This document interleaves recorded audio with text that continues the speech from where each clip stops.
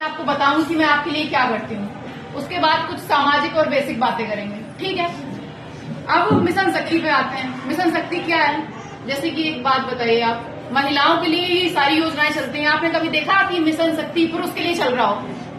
चल रहा है क्या? नहीं ना, क्योंकि हमारे समाज में सभी जानते हैं कि पहले भी हमारा समाज जो है पुरुष सत्तात्मक रहा है। हमेशा से महिलाएं पीछे रही हैं। अभी भी जमीनी स्तर पे आप देखेंगे, वैसे तो महिला हमारी राष्ट्रपति जी भी है ना, सब है, वित्त मंत्री भी महिला है, लेकिन जमीनी स्तर पे अभी भी महिलाएं पीछे हैं। आप लोग आजकल भी गांव में देखते होंगे कि मर्डर के केस, दहेज मृत्यु, दहेज नहीं मिला इसलिए मार दिया, जला दिया, इस तरह के मामले आते हैं कि नहीं आते हैं? सुनते भी होंगे टीवी पे, न्यूज़पेपर पे, आपस में आसपास पड़ोसी में भी। या आप इस तरह की घटनाएं देखते हो कि देखा होगा कि कोई बच्ची स्कूल जा रही थी, उसको किसी ने अभद्र भाषा का प्रयोग कर दिया। या कोई बच्ची, आजकल आप सामान्य तौर पे, मैं जब से हरदोई में आई हूँ देखती हूँ कि एलोपमेंट यानी कि चले जाने के केसेस ज्यादा, जैसे एक भाषा में बोलते हैं भाग जाना। लड़की पता चलता है बालिग है, नाबालिग है, समझ नहीं है और चली जाती है, क्योंकि उनको समझ नहीं है, जागरूक नहीं है ना, इसलिए ऐसा हो रहा है। तो मिशन शक्ति सरकार इसीलिए चला रही कि महिलाएं भी जागरूक हों। कभी आपका बेटा या भाई या पिताजी कभी 7 बजे के बाद बाहर जाते होंगे तो उनसे कोई नहीं पूछता होगा, लेकिन अगर आपकी बच्ची बाहर जाती है तो आप क्या कहती हो कि भाई के साथ जाओ या तो जाओ मत, 7 बजे के पहले आ जाना, कहते हो ना। सबके साथ यही होता है, इसीलिए तो जरूरत है ना महिलाओं को सशक्त करने की। तो जैसे कि आपके यहाँ पढ़ने वाले बच्चे हैं, कोई बच्ची है, आपकी बहन है, बेटी है, स्कूल जा रही है, तो उसके साथ आपको मित्रता पूर्वक व्यवहार रखना है। ताकि अगर एक बात बताओ, एक बच्ची है जो बात अपने पेरेंट्स से नहीं बता पाती है, वो अपने दोस्तों से कैसे बता लेती है? क्योंकि उसे पता है मेरा दोस्त मेरी बात सुनेगा, मुझे डांटेगा नहीं। अगर कोई बात है, गलत है, सही है तो बताएगा। ये नहीं करेगा कि मेरी पढ़ाई बंद करवा देगा, अगले दिन से तुम स्कूल मत आना। घर वाले से बच्चे इसलिए भी डरते हैं कि उनको लगता है कि मम्मी पापा हमारा फोन छीन लेंगे, अगले दिन से हमें पढ़ने नहीं भेजेंगे, यही सब सोचते हैं ना। तो ये अगर आप उनके साथ फ्रेंडली बिहेवियर करेंगे, दोस्त की तरह बात करेंगे, तो आपको सारी की सारी बातें बता पाएंगे। अगर आप उनसे सुबह शाम पूछते हैं, जैसे कि मैम ने आपको बहुत ही एक बढ़िया सी लैंग्वेज में सारी बातें सिस्टमेटिक समझाई होंगी, लेकिन हमारी तो थोड़ी लैंग्वेज भी खराब ही होती है, तो मैं उसी तरह से बता पाऊंगी, है ना। तो क्या करना है, आपको अपनी बच्ची जो भी है उससे पूछना है, ताकि वो आपको बता पाए कि सुबह शाम अगर उसके साथ कोई स्कूल में गलत बात कर रहा है, गलत व्यवहार कर रहा है, या स्कूल पढ़ने आ रहा है, कोई आपको पड़ोस का ही लड़का है, एक दूरी के बाद उसका पीछा करता है, स्कूल के बाद छोड़ देता है, इस तरह की भी बातें हो जाती ना। अगर आप उसके साथ दोस्त बन के रहेंगे तभी तो वो आपको बता पाएगी। अगर आपको बता पा रही है तो आपको क्या करना है, आप फिर ये सोचने लग जाते हो कि समाज है, बेइज्जती होगी, इज्जत, पता नहीं क्या क्या सोचते हो। हम थाने आज तक गए नहीं है, हम क्या, हमारे बाप दादा भी थाने नहीं गए, हम तो जाएंगे ही नहीं। शिकायत जो है, ऐसा करो इसका ट्यूशन बंद करा दो, इसको घर पे बैठा लो, लड़के अपने आप पीछा करना बंद कर देंगे। ऐसे थोड़ी होता है। आज तुम्हारी बेटी का कर रहे हैं, कल किसी और की बेटी का करेंगे। अगर आपने उसी लड़की की शिकायत की होती तो आपकी बेटी भी सुरक्षित होती, उसकी भी पढ़ाई हो रही होती और दूसरे की बेटी भी सुरक्षित होती, है ना। तो आपने क्या करना है, आपने हेल्पलाइन नंबर मिलाने हैं। वो सारे के सारे हेल्पलाइन नंबर आपको याद रखने हैं। एक हेल्पलाइन नंबर होता है महिला संबंधी, वो होता है 1090। क्या होता है? 1090। कभी भी आपको ऐसी कोई बात हो जाती है, आपकी बेटी के साथ कोई गलत बात हो जाती है, कोई आपको उसको छेड़ रहा है, परेशान कर रहा है, उसका पीछा कर रहा है, या कुछ भी कमेंट कर दे रहा है, तो आपको सिर्फ और सिर्फ अपने घर से बैठ के 1090 पे कॉल कर देनी है, ठीक है।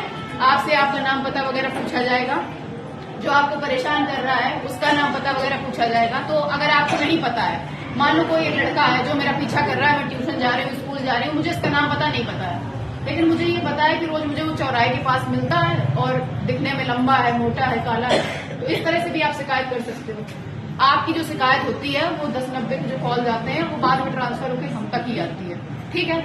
उसमें कोई महिला ही आपका फोन उठाएगी और सारी डिटेल आपकी नोट कर लेगी, लेकिन जिसकी आपने शिकायत करी है उसको बताया नहीं जाता है कि आपने शिकायत की। जिसके खिलाफ आप शिकायत करेंगे उसके खिलाफ कार्रवाई होगी, आपको कोई डरने घबराने की जरूरत नहीं है। आप बच भी सकते हैं, थाने आने से भी बच सकते हैं और इस बात से भी बच सकते हैं कि किसी को पता भी नहीं चलेगा, है ना। तो दोनों समस्याएं हल हो गई। तो अगर कोई आपकी बच्ची ऐसी किसी बात को बताती है तो आप उसे सीरियस लेंगे, आप उसे समझेंगे, ना कि उसको जाने से रोकेंगे और समस्या का समाधान तुरंत कराएंगे। आया समझ में सबको? कौन सा हेल्पलाइन नंबर था बताओ सब लोग? 1090। एक चीज मैं और बताऊंगी आपको, क्योंकि आजकल साइबर बहुत ज्यादा चल रहा है, फोन सब चला रहे हैं। जैसे जिसके पास पर्सनल फोन नहीं है वो सोशल मीडिया चला रहा है, व्हाट्सएप, इंस्टाग्राम, फेसबुक, अपना अकाउंट नहीं चला रहा है तो अपने मम्मी पापा का अकाउंट चला है। रील्स सभी देख रहे हैं, 2-2 घंटे देख रहे हैं, है ना।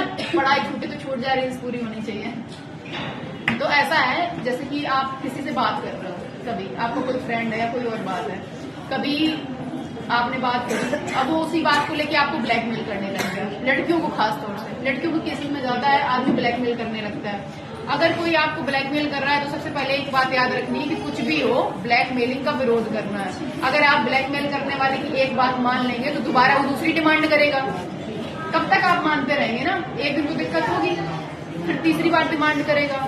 तो चीजों को रोकना है, बताना है, डरना वरना नहीं है, घबराना नहीं है, शिकायत करनी है तुरंत की तुरंत। अगर साइबर में कुछ भी आपको समस्या होती है तो आप तुरंत बता सकते हो, ठीक है। अगर आपको कोई फोटो वीडियो वायरल करने की धमकी दे रहा है या किसी भी तरह की कोई, पहली बात तो आपको इतना दिमाग में रखना है, चीजें रखनी है कि आप एक लड़की हैं, आप एक महिला है, अपने किसी भी तरह के फोटो और वीडियो आप किसी को नहीं भेजेंगी, किसी भी शर्त पे, किसी भी कीमत पे।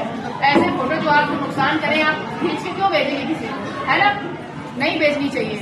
फिर भी अगर आपसे कोई गलती हो जाती है तो आप उस चीज से लेके घबराना नहीं है, आप उसकी भी शिकायत कर सकती हैं, ठीक है, सारी की सारी। और जैसे कि आपके आजकल पैसे कट जाते हैं, आप फोन पे करते हैं, गूगल पे करते हैं, उसमें अगर आपके पैसे कट जाते हैं तो एक हेल्पलाइन नंबर याद रखिए कि 1930 एक हेल्पलाइन नंबर होता है। जैसे आज हमारे पैसे कट गए, कभी हुआ कि हम फोन पे करते हैं तो मोबाइल नंबर डालते हैं ना, जो लोग पढ़ते हैं, मोबाइल नंबर में मान लो 10 अंक का मोबाइल नंबर है, एक अंक हमने गलत डाल दिया तो पैसा किसी और को चला जाएगा। अब हमसे तो गलती हो गई, अब हम ये थोड़ी ना कहेंगे कि मेरी गलती है, हम इसकी शिकायत नहीं करेंगे, ऐसा नहीं है।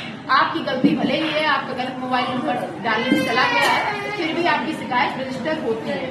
आप एक हेल्पलाइन नंबर होता है 1930, इस पे कॉल करेंगी, वहां से फोन उठाया जाएगा, सारी बात आप बाकायदा बताएंगी। अगर आप 24 घंटे के अंदर कॉल कर देती हैं तो जो आपका पैसा है आपके अकाउंट में ही रोक दिया जाता है, आपका पैसा किसी दूसरे अकाउंट में ट्रांसफर नहीं होगा।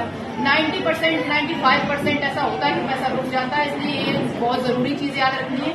कभी भी किसी का ऑनलाइन पैसा कटता है या फोटो वीडियो कुछ भी वायरल होते हैं तो तुरंत साइबर में शिकायत करनी है, तुरंत चीजें कंट्रोल में हो जाती हैं। अगर आप पिहानी के हैं तो नियरेस्ट अपने पुलिस स्टेशन पिहानी में आ सकते हैं, मैं आपको तुरंत हेल्प करूंगी। अगर नहीं है तो आप ऑनलाइन जो हेल्पलाइन नंबर चल रहे हैं उनका फायदा उठाइए, वहां से भी कंप्लेंट ट्रांसफर होकर हमारे पास आ जाएगी। आया समझ में? पहली बात। तो दूसरी बात, ये सारे काम मैंने तुम्हें अपने बता दिए, तो जिस काम के लिए मुझे यहाँ बुलाया गया है, अगर आप मुझे सुन रहे हैं तो शायद 2-4 बातें मेरी और सुन रही है, वो ये है कि सर का तुम्हारे मेन एजेंडा जो प्रिंसिपल साहब बुलाए हैं कि लोग अपने अधिकार समझें, कर्तव्य समझें, जागरूक हों। जैसे हम एक सामान्य नागरिक हैं, तो जैसे कि अभी है तो हमें पर्यावरण की भी सुरक्षा करनी चाहिए, है ना। नॉर्मली पर्यावरण की सुरक्षा में क्या है, जैसे कि प्लास्टिक वगैरह है, सबको पता है बैन है, नुकसान करती है, जानवर खा लेंगे तो बीमार हो जाएंगे। हम एकदम तो बंद नहीं कर सकते लेकिन कम कर सकते हैं, है ना। जैसे कि जहाँ से प्लास्टिक का यूज कर रहे हैं वहाँ पेपर का यूज कर सकते हैं कुछ चीजों में। तो इन चीजों का भी थोड़ा ध्यान रखना है, एक जिम्मेदार नागरिक बनना है। और जैसे कि डस्टबिन वगैरह है, आप बाहर रोज कूड़ा फेंकती होंगी या कोई भी चीज है, तो जब कूड़े वाली गाड़ी आ रही है या उसको डस्टबिन में स्टोर करके रखिए, किसी ऐसे गड्ढे में दबा दीजिए, किसी ऐसी जगह पे फेंकिए। आया समझ में ना? ये नहीं कि कहीं भी फेंक देना है। आप जैसे रास्ते चलते हुए कुछ खाते हैं तो रास्ते में ही फेंक दिया, कौन सा हमारा घर है, घर में तो कोई नहीं फेंकता, भाई हमारा घर है ना, उसको साफ रखते हैं। जो रास्ते में भी है, आप किनारे आपको डस्टबिन दिखता है तो आप उसमें रैपर वगैरह या पॉलीथीन प्लास्टिक जो भी है उसमें डाल सकते हैं, है ना। दूसरी चीज, आजकल आप देख रहे हो पानी की कितनी कमी हो रही है, पानी को भी बचाना है आपने। ठीक है, अच्छी बात है, आप सफाई रखते हैं, बढ़िया है। 2-2 घंटे आपने रोड ही नहीं धोना है सुबह अपने घर का, ठीक है, तो वो काम भी नहीं करना है, जल भी बचाना है थोड़ा थोड़ा, और सबको अपना ध्यान रखना है। बाकी बच्चियों का भी ध्यान रखिए, और ठीक है।